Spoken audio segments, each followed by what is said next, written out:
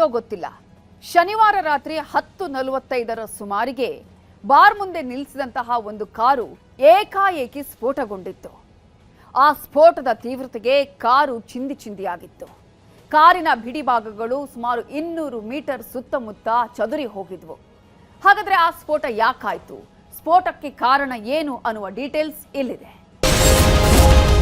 ಇದ್ದಕ್ಕಿದ್ದಂತೆ ಬ್ಲಾಸ್ಟ್ ಆಯಿತು wine shop ಮುಂದೆ ನಿಲ್ಲಿಸಿದ್ದ ಕಾರು. 200 ಮೀಟರ್ ದೂರಕ್ಕೆ ಸಿಡಿದ ಅವಶೇಷ, ಸುತ್ತಮುತ್ತಲೂ ಕರೆಂಟ್ ಕಟ್. ಅದು ಬ್ಲಾಸ್ಟ್, ಏಕಾಏಕಿ ಬ್ಲಾಸ್ಟ್. ಆ ಬ್ಲಾಸ್ಟ್ಗೆ ಒಂದಿಡೀ ಕಾರು ಪೀಸ್ ಆಗಿತ್ತು. 10 ಅಡಿ ಮೇಲಕ್ಕೆ ಎಗರಿದ್ದ ಕಾರಿನ ಅವಶೇಷಗಳು 200 ಅಡಿ ದೂರಕ್ಕೆ ಚದುರಿ ಬಿದ್ದಿದ್ವು. ಇದಷ್ಟೇ ಅಲ್ಲದೆ ಅಲ್ಲೇ ಉಳ್ಕೊಂಡಿದ್ದ ಕಾರಿನ ಮುಖ್ಯ ಭಾಗಗಳು ಹೊತ್ತಿ ಉರಿದಿದ್ವು. ಒಂದೇ ಕ್ಷಣದಲ್ಲಿ ಕಾರು ಧ್ವಂಸವಾಗಿತ್ತು. ಇದೆಲ್ಲ ಒಂದು ಕಡೆ ಆದ್ರೆ ಮತ್ತೊಂದು ಕಡೆ ಸ್ಥಳದಲ್ಲಿ ಯಾರೂ ಊಹಿಸೋದಕ್ಕೆ ಆಗದಂತಹ ಪರಿಣಾಮಗಳು ಉಂಟಾಗಿದ್ವು. ಅಲ್ಲೇ ಇದ್ದ ಸಿಸಿಟಿವಿ ಕ್ರ್ಯಾಶ್ ಆಗಿತ್ತು. ಆ ಬ್ಲಾಸ್ಟ್ ನಡೆದ ಸ್ಥಳದ ಸುತ್ತಮುತ್ತಲೂ ಕರೆಂಟ್ ಕಟ್ ಆಗಿತ್ತು. ಇಂಥ ವಿಧ್ವಂಸ ನಡೆದಿದ್ದು ಎಲ್ಲಿ ಗೊತ್ತಾ? ಬಾಗಲಕೋಟೆ ಜಿಲ್ಲೆಯ ಜಮಖಂಡಿ ತಾಲೂಕಿನ ಹಿಪ್ಪರಗಿ ಬಳಿ. ಇದು ನಿಜಕ್ಕೂ ಭಯಾನಕ ಸ್ಫೋಟ. ಬಾಂಬ್ ಸ್ಫೋಟ ಆದ್ರೆ ಹೇಗಿರುತ್ತೋ ಹಾಗೆಯೇ ಕಾರು ಸ್ಫೋಟಗೊಂಡಿತ್ತು. ಆ ದೃಶ್ಯ ಸಿಸಿಟಿವಿಯಲ್ಲಿ ಸರಿಯಾಗಿತ್ತು. ಅಂದಹಾಗೆ ಇದು ರಬಕವಿಯ ನಿವಾಸಿ ಹನುಮಂತ ಅಥಣಿ ಎಂಬುವರಿಗೆ ಸೇರಿದ ಕಾರು. ಹಿಪ್ಪರಗಿ ಬಳಿ ಇರುವ ತಮ್ಮ ಬಾರ್ ಮುಂದೆ ಎಂದಿನಂತೆ ತಮ್ಮ ಈ ಕಾರನ್ನ ನಿಲ್ಲಿಸಿದ್ದ ಹನುಮಂತ ರಾತ್ರಿ 10:45 ಸುಮಾರಿಗೆ ಬಾರ್ ಬಾಗಿಲು ಹಾಕ್ಕೊಂಡು ಇನ್ನೇನು ಮನೆಗೆ ಹೋಗಬೇಕು ಅಂತ ಸಿದ್ಧತೆ ನಡೆಸಿದ್ರು. ಅಷ್ಟರಲ್ಲೇ ಹೊರಗಡೆಯಿಂದ ಜೋರಾದ ಶಬ್ದ ಕೇಳಿ ಬಂದಿತ್ತು. ಏನದು ಎಂದು ಹೊರಗಡೆ ಬಂದು ನೋಡಿದಾಗ ಹನುಮಂತ ಅವರು ಬಾರ್ ಮುಂದೆ ನಿಲ್ಲಿಸಿದ್ದ ತಮ್ಮದೇ XUV 300 ಕಾರು ಬ್ಲಾಸ್ಟ್ ಆಗಿ ಛಿದ್ರವಾಗಿತ್ತು. ಸುಮಾರು 10 ಅಡಿಯಷ್ಟು ಮೇಲಕ್ಕೆ ನೆಗೆದು ಬಿದ್ದಿತ್ತು.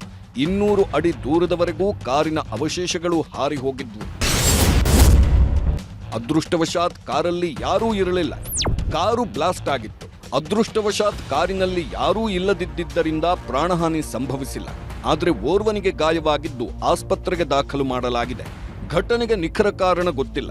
ಯಾರಾದ್ರೂ ಬೇಕಂತಲೇ ಹೀಗೆ ಮಾಡಿದ್ದಾರೆ ಎಂಬ ಸಂಶಯವನ್ನ ಮಾಲೀಕ ಹನುಮಂತ ವ್ಯಕ್ತಪಡಿಸಿದ್ದು, ಈ ಬಗ್ಗೆ ಸೂಕ್ತ ತನಿಖೆ ನಡೆಯಬೇಕೆಂದು ಆಗ್ರಹಿಸಿದ್ದಾರೆ.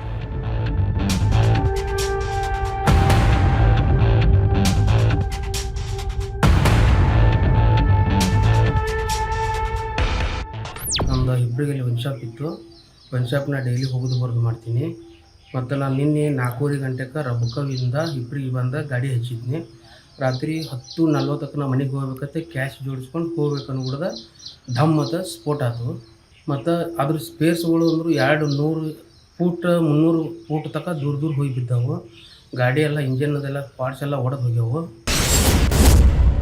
ಸ್ಫೋಟದ ತೀವ್ರತೆಗೆ ಬಾರ್ ಗೋಡೆಗಳು ಬಿರುಕು. 3 ವರ್ಷಗಳ ಹಿಂದೆ ಈ ಕಾರನ್ನ ಹನುಮಂತ ಅವರು ಖರೀದಿಸಿದ್ರು. ತಮ್ಮ ಪತ್ನಿ ಜಯಶ್ರೀ ಹೆಸರಿನಲ್ಲಿ ಕಾರಿನ ರಿಜಿಸ್ಟ್ರೇಷನ್ ಕೂಡ ಮಾಡಿದ್ರು. ಅದೇ ಕಾರು ಶನಿವಾರ 10:45ಕ್ಕೆ ಬ್ಲಾಸ್ಟ್ ಆಗಿದೆ. ಸ್ಫೋಟದ ತೀವ್ರತೆಗೆ ಬಾರ್ ಒಳಗಿನ ಎಲ್ಲಾ ವಸ್ತುಗಳು ಚೆಲ್ಲಾಪಿಲ್ಲಿಯಾಗಿದ್ದಾವೆ. ಅಲ್ಲದೆ ಬಾರಿನ ಗೋಡೆಗಳೂ ಕೂಡ ಬಿರುಕು ಬಿಟ್ಟಿವೆ. ಸುದ್ದಿ ತಿಳಿದು ಸ್ಥಳಕ್ಕಾಗಮಿಸಿದ ಜಮಖಂಡಿ ಗ್ರಾಮೀಣ ಠಾಣೆ ಪೊಲೀಸರು ಪರಿಶೀಲನೆ ಕೂಡ ನಡೆಸಿದ್ರು. ಬಾಗಲಕೋಟೆ ಎಸ್ಪಿ ಸಿದ್ಧಾರ್ಥ ಗೋಯಲ್, ಬೆಳಗಾವಿ ಬಾಗಲಕೋಟೆ ಬಾಂಬ್ ನಿಷ್ಕ್ರಿಯ ದಳದ ಸಿಬ್ಬಂದಿ ಸ್ಥಳದಲ್ಲಿ ಪರಿಶೀಲನೆ ಕೈಗೊಂಡ್ರು. ಈ ಬಗ್ಗೆ ಮಾಹಿತಿ ನೀಡಿರುವ ಬಾಗಲಕೋಟೆ ಎಸ್ಪಿ ಸಿದ್ಧಾರ್ಥ ಗೋಯಲ್, ಪ್ರಕರಣವನ್ನ ಗಂಭೀರವಾಗಿ ತನಿಖೆ ಮಾಡಿಸುತ್ತಿದ್ದೇವೆ. ಈಗಾಗಲೇ ಸಿಸಿಟಿವಿ ಮತ್ತು ಕಾಲ್ CDR ಪರಿಶೀಲಿಸಿದ್ದೇವೆ. ಕಾರ್ ಮಾಲೀಕ ಬಾರ್ ಬಳಿ ಬಂದಾಗಿನಿಂದ ಸಿಸಿಟಿವಿಯಲ್ಲಿ ಸರಿಯಾಗಿದೆ. ಆದ್ರೆ ಕಾರ್ ಬಳಿ ಯಾರೂ ಹೋಗಿರುವುದು ಕಂಡು ಬಂದಿಲ್ಲ.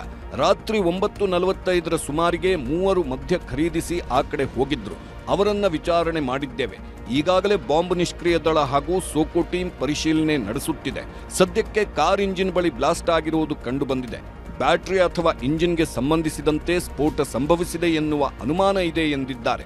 ನಿನ್ನೆ ರಾತ್ರಿ ಸುಮಾರು 10:45ಗೆ ನಮ್ಮ Hippargi Jamkhandi rural police station ವ್ಯಾಪ್ತಿಯಲ್ಲಿ ಒಂದು Mahindra XUV 300 number KA 48N4038 owner Hanumanth Athani ಇವರು ಅವ್ರ ವೈನ್ ಶಾಪ್ ಇದೆ ಹಿಪ್ಪರ್ಗಿಯಲ್ಲಿ, ಊರ ಹೊರಗಡೆ. ಅಲ್ಲಿ ವೈನ್ ಶಾಪ್ ಮುಂದೆ 4:15 ನಿನ್ನೆ 4:15 ಮಧ್ಯಾಹ್ನ ಅವ್ರು ಕಾರ್ ಪಾರ್ಕ್ ಮಾಡಿದ್ರು.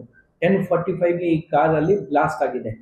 ಈಗ ಇದರಲ್ಲಿ 2-3 ಪಾಯಿಂಟ್ ನಮಗೆ ಸ್ಪಷ್ಟೀಕರಣ ಕೊಡೋಕ್ಕೆ ನಾನು ಇಷ್ಟಪಡ್ತಾ ಇದ್ದೀನಿ. ಅವರು ಕಾರ್ ಎಲ್ಲಿ ಪಾರ್ಕ್ ಮಾಡಿದ್ರು ಅದು ಕ್ಯಾಮ್ರಾ ಮುಂದೆ ಇತ್ತು. ವೈನ್ ಶಾಪ್ದು ಫ್ರಂಟ್ ಕ್ಯಾಮ್ರಾ ಮುಂದೆ ಕಾರ್ ಕವರ್ ಆಗಿದೆ. ಸುಮಾರು 4:15ಯಿಂದ 10:45 ಅಲ್ಲಿ ತನಕ ಬ್ಲಾಸ್ಟ್ ಆಗಿತ್ತು. ಆ ಪೂರ್ತಿ ಟೈಮ್ ಕಾರ್ ಅಲ್ಲಿ ಇತ್ತು, ಬೇರೆ ಕಡೆ ಮೂವ್ ಆಗಿಲ್ಲ. ಆ ಪೂರ್ತಿ ಇನ್ಸಿಡೆಂಟ್ CCTV ಕ್ಯಾಮ್ರಾ ಅಲ್ಲಿ ಕ್ಯಾಪ್ಚರ್ ಆಗಿದೆ. ಮೇಲ್ನೋಟಕ್ಕೆ ಪರಿಶೀಲನೆ ಮಾಡುವಾಗ ಯಾವುದು ಸಸ್ಪೆಕ್ಟ್ ವ್ಯಕ್ತಿಯ ಕಾರ್ ಹತ್ತಿರ ಬರಲಿಲ್ಲ. ಒಟ್ಟಾರೆ ಕಾರು ಬ್ಲಾಸ್ಟ್ ಪ್ರಕರಣ ಬಾಗಲಕೋಟೆ ಜಿಲ್ಲೆ ಜನರನ್ನ ಬೆಚ್ಚಿ ಬೀಳಿಸಿದೆ. ಪೊಲೀಸರು ಶೀಘ್ರವಾಗಿ ತನಿಖೆ ಪೂರ್ಣಗೊಳಿಸಿ ಸ್ಫೋಟಕ್ಕೆ ಕಾರಣ ಏನು ಎಂಬುದನ್ನು ಪತ್ತೆ ಹಚ್ಚಬೇಕಿದೆ. ಈ ಮೂಲಕ ಜನರಲ್ಲಿನ ಅನುಮಾನಗಳಿಗೆ ತೆರೆ ಎಳೆಯಬೇಕಿದೆ.